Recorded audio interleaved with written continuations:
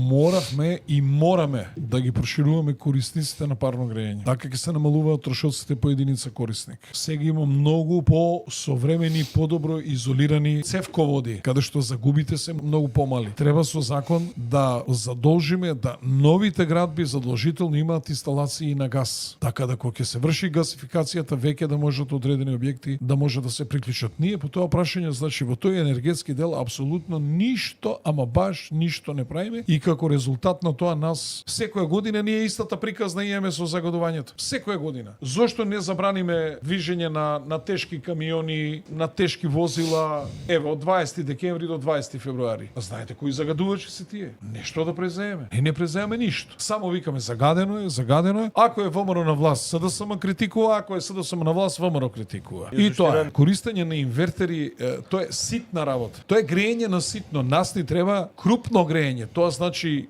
големи потрошувачи од еден центар кај што ќе биде снабдувањето и тогаш значи трошоците ќе се дисперзираат на многу корисници. Така ќе ни биде и поевтино грејењето. Значи да знаеме дека грејењето не го загадува Скопје. Па потоа ќе си преземеме обврски да ги решаваме проблемите со возилата.